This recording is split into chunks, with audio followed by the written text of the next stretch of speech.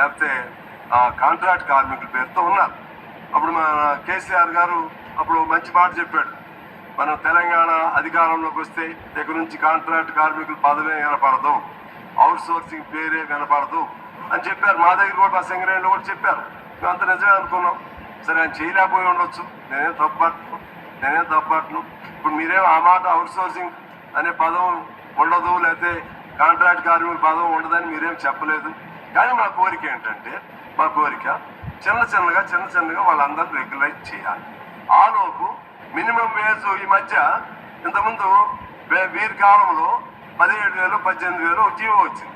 అది మరి మీకు తెలిసి జరిగిందో ముఖ్యమంత్రి గారు మినిమం వేజ్ని ఈ మధ్య వచ్చినటువంటి జీవో అని 11,000 తగ్గిస్తూ ఓ జీవో వచ్చింది.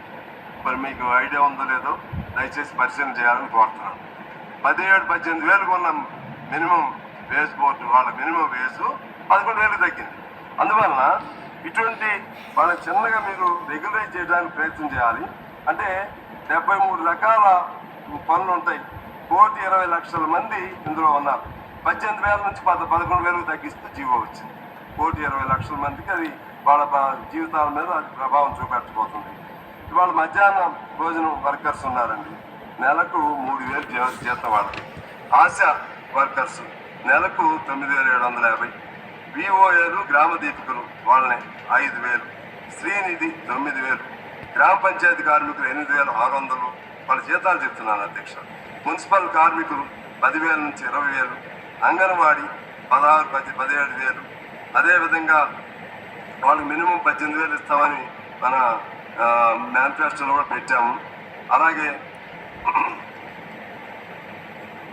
ఇక్కడ మన యూనివర్సిటీస్లో పనిచేసేటువంటి అనేక మంది ఉన్నారు. వాళ్ళలో ఎన్ని పేర్లు అంటే ఏంటంటే యూనివర్సిటీ కానీ కాలేజీలో కానీ part time lecturers, time scale lecturers, guest lecturers, contract lecturers. అసలు ఇన్ని పేర్లు ఏంటి? వాళ్ళందరూ చదివింది ఒకటే, వాళ్ళందరూ వెళ్ళేది ఒకే క్లాస్కి వెళ్తారు. ఒకసారి ఏమో యూనివర్సిటీ ఉస్మానియా యూనివర్సిటీ ప్రొఫెసర్స్ నా దగ్గరికి వచ్చారు. ఓ మెయిన్ ప్రొఫెసర్ వెళ్తాడు. ఆయన వెళ్ళిన తర్వాత నెక్స్ట్ క్లాస్కి పార్ట్ టైం లెక్చరర్ పేరుతో వెళ్తాడు. మీ డిజిగ్నేషన్ ఏంటని అడిగి, మీ క్వాలిఫికేషన్, మేము డాక్టరేట్ చేసామంటే వాళ్ళు డాక్టరేట్. మీకు ఎంత ఇస్తున్నారంటే గంటకు 700, వీళ్ళకి 700 గంట.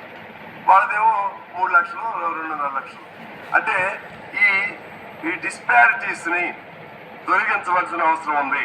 అన్ని ఎడ్యుకేషన్ రంగాల్లో కూడా వివిధ పేర్లలో గెస్ట్ లెక్చరర్స్, కాంట్రాక్ట్ లెక్చరర్స్ ఇటువంటి అనేక పేర్లతో ఉన్నదాన్ని ఒక క్రమ పద్ధతుల్లో తీసుకుని వచ్చి అందరికి ఒకే జీతం కాకుండా ఒక పద్ధతుల్లో వాళ్ళు చేయాల్సినటువంటి అవసరం ఉందని నేను ప్రభుత్వాన్ని కోరుతా ఉన్నాను. అదేవిధంగా అంబేద్కర్ ఓవర్సీస్ విద్యానిధి పేరుతో ఇంగ్లాండ్లో మార్నింగ్ నాకు ఫోన్ చేశారు సార్.